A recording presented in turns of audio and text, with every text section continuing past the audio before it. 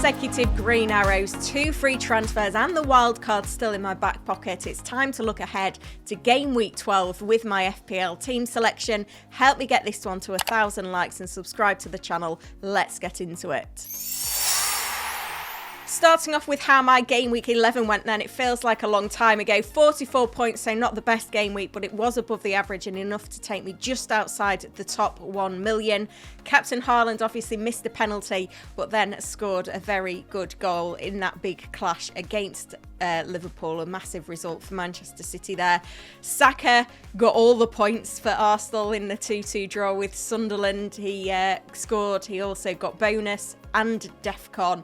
Bruno Fernandes with an attacking return as well, but there wasn't a lot else to talk about from the midfield, with Semenyo missing a penalty as well. And obviously the Arsenal clean sheet wipeout really does hurt if you doubled up on that Arsenal defence. Sells with another blank. That's 11 games, no clean sheets. Chris Richards though popped up with a clean sheet, and DEFCON for another solid 8-pointer from him. What an asset he's been for me so far this season. Looking at the form versus fixture charts then going into game week 12, and top of the form charts is Manchester United. That unbeaten run continues. They're scoring plenty of goals, which is encouraging as well. We see Chelsea and Manchester City in second place, with Brentford not too far behind either. And there's probably an argument for owning a few more players from these Chelsea and City attacks now. Maybe Haaland isn't enough for City, for example. At the other end of the table, Wolves, their season just quite simply hasn't got going yet. West Ham and Leeds not faring as badly as Wolves, but still down there at the bottom. When we have a look at the fixture charts, some interesting takeaways here. We see Brighton top. Maybe it could be a time to move for a player like Minte when you have a look at their upcoming schedule. Brentford at home, Forest away, Villa at home and West Ham at home.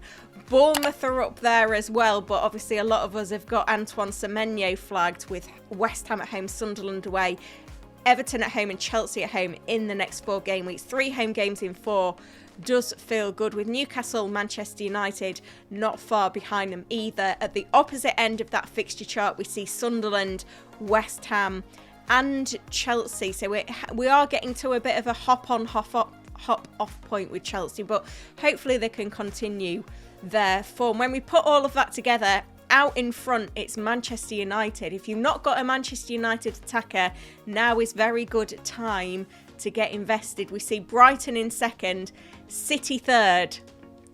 Got to bear that in mind now. You see a lot of teams with Haaland captain every single game week, but how many other City players do you own? At the bottom end, obviously Wolves are down there because of that poor form. West Ham down there as well, 2 teams you don't want to invest in. Leeds, Everton and Nottingham Forest are getting drawn into it as well though.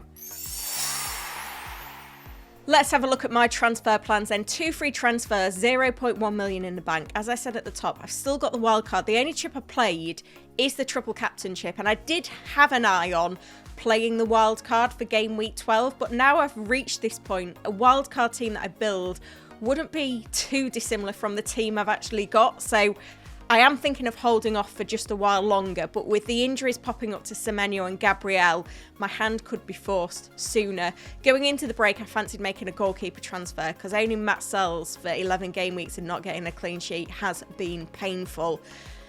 Semenyo is the one that feels like the biggest sell. I think Gabriel, you know, if you've got the bench, maybe you can hold him.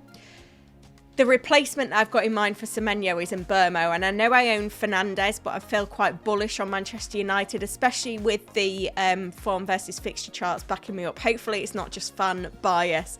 I think the double up is absolutely on at the moment. Given that Semenyo's blanked in 3 games, he's an injury doubt, he's missed a penalty and likely not on pens, I think now's a good time to sell, and Burmo feels like the best replacement. To get Burmo, though, I have to sell Gabriel as well to release the funds. And unfortunately, I can't get to Virgil. It would have to go down to a City defender. O'Reilly is the one that I've got my eye on at the moment, but there are other good options from the City defence as well, that maybe the game time could be a bit more secure. Could go with Mateus Nunes, Vardiol, Diaz. O'Reilly's just got a little bit of upside and does release some funds if I want to make a goalkeeper transfer in a couple of weeks. So they're the moves I'm mulling over. Obviously, I could just go Semenyo to a Minte, for example. I do feel like, given that Mark Yu is my 8th attacker on my bench and he's getting very few minutes now that Delap is fit and João Pedro's still available, I do feel like maybe I'm in a position where I kind of need to make sure that my other 7 attackers are very strong. So they're the moves that I'm contemplating making, but obviously I will need to wait until Friday before making those moves to get the up-to-date injury information before Saturday's deadline that comes at 11 AM UK time. Here's how the team would line up then with those transfers in mind. I think I would play Dubravka between the sticks against Chelsea at home over Matt Sells away at Liverpool. It feels like I'm not going to get a clean sheet out of either of them, but Dubravka's maybe got the more routes to points at the moment. Timber and Richards keep their place in the defence with O'Reilly coming in for Gabriel, and then I've got Van de Ven and Esteve on the bench. Always feels like a bit of a decision benching Van de Ven given his Spurs top goal scorer this season, which is quite remarkable. And then into the midfield, it would be a double up on Manchester United with Bruno Fernandes and Bryan Mbeumo. Then I've got Saka in there as well for the North London derby. Caicedo against Burnley away, a good fixture for him. Sarr against Wolves away. That triple Palace is actually looking quite good with Mateta in there as well. I'm not sure how much longer Sarr will survive in my team. He's been a bit disappointing since I transferred him in. And then we've got Haaland away at Newcastle. When it comes to captaincy, I guess there's options on the table. I've got the Manchester United midfielders. Saka's an option, Mateta's an option. I think I'm going to play it safe though and go with Haaland again. It just feels like his form is undeniable. His underlying numbers are still very, very strong. It's very difficult to bet against him, and I don't feel like any of the other options have got as much upside as Haaland.